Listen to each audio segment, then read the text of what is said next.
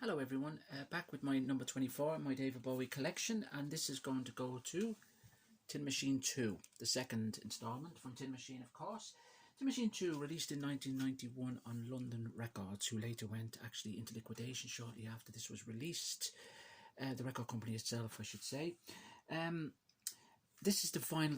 This piece is very actually hard. It's very hard to get this album vinyl. It's one of the rarest David Bowie albums to get. Primarily because, of course, the early 90s vinyl was going out. Everyone was kind of getting more involved with CDs, so forth. So this was very, very limited, even on its release in 1991. So I actually bought this at the time in 1991. I was waiting for this particular album to come out, and it didn't fail to impress me, now I have to say. I like his Tin Machine stuff, I always did. I do prefer his predecessor, now I haven't said that, which will be later on, of course. The album cover itself, if I just say, was actually banned in the States. You couldn't actually get it because of the genitals were actually taken out on the statues there. They're actually blurred out on the American release, and there was only a limited amount of these actually released in Europe as well because of that reason. And the record company, I believe, in the States, Bowie was very pissed off about this. So what he wanted them to do, what he wanted the record company to do, was actually you'd be able to write into the record company if you bought your pressing in the States, and you could get these little stickers sent out with the genitals actually on them. But the record company says absolutely out of the question. That's not going to happen. So there you go. But that's a little story there.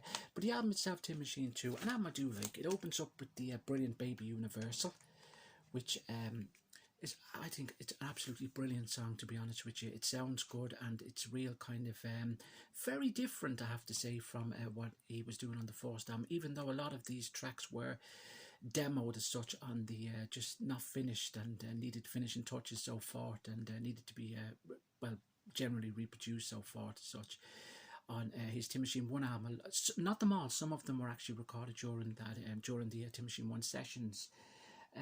The second track, One Shot, great guitar playing in that song. Reeves Gabrels really shines on that. You Belong in Rock and Roll, which was the first actual release from the album. When it first came out, I loved it. I thought it was a great song. I thought it sounded good. I thought Bowie looked absolutely fantastic during his Tin Machine 2 years.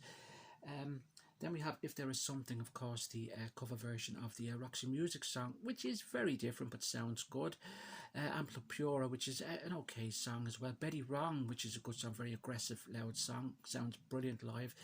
Was again fortunate, as I said, to see him during his Tin Machine 2 tour, It's My Life tour. I seen him in the Waterfront there on Sir John Rogerson's Quay in Dublin, which is long gone, of course, that venue. But it was great to see him and perform this whole album live, and some tracks from his Tin Machine 1 album. So seen him for something like £4 at the time in 1991. It was a secret gig, and everyone was queuing outside, I remember, and we were one of the last to get in because the queue was going way down the Liffey. But it was great to get in to see him with Tin Machine. The second side opens up with the song You Can't Talk, another fantastic song. Stateside, which is sung by Hun Sales, the drummer in the band, of course. It was written with him as well. It's not a fantastic song. I prefer the ones, but I'm not just saying that, but songs Hun Sales sings I'm not over keen on, to be honest with you. Shopping for Girls is a brilliant song, great guitar playing in that song as well. Reeves Gabrels really is showing his talent in this particular album, as he did with the first album, of course. But I feel this album, if I could just put in there, is a little more different from the first album. I think David Bowie had more of an input on the first album.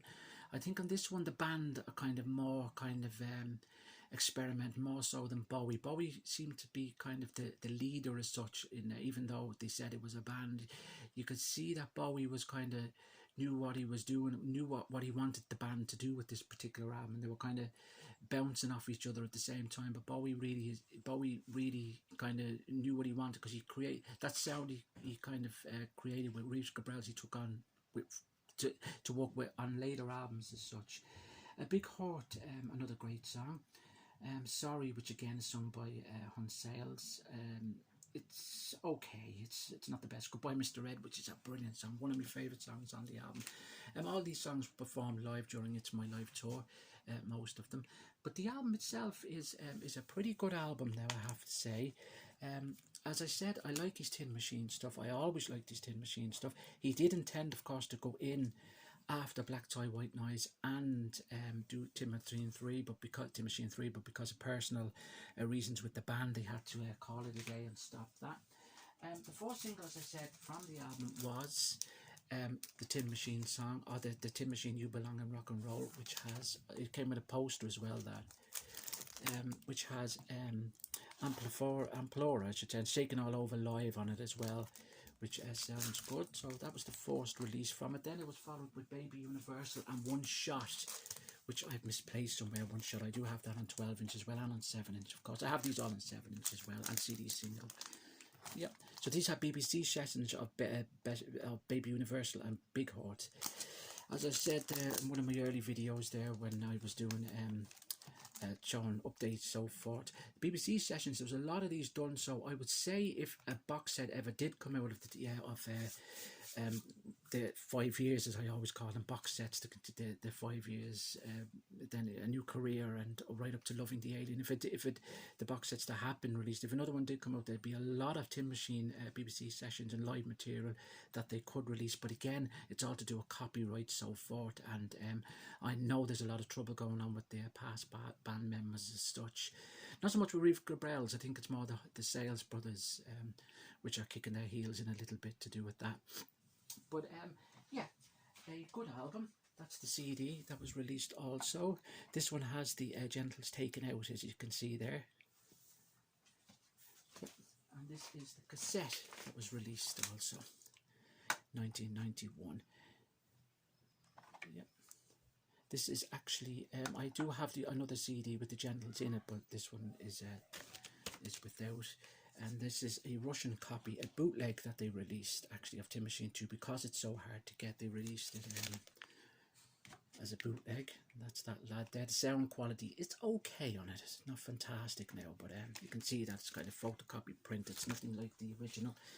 So I'm glad to have this album. And again, I like this album a lot. And it's my number 25, and I'm happy to have it there. Or my number 24, excuse me, and I'm happy to have it there.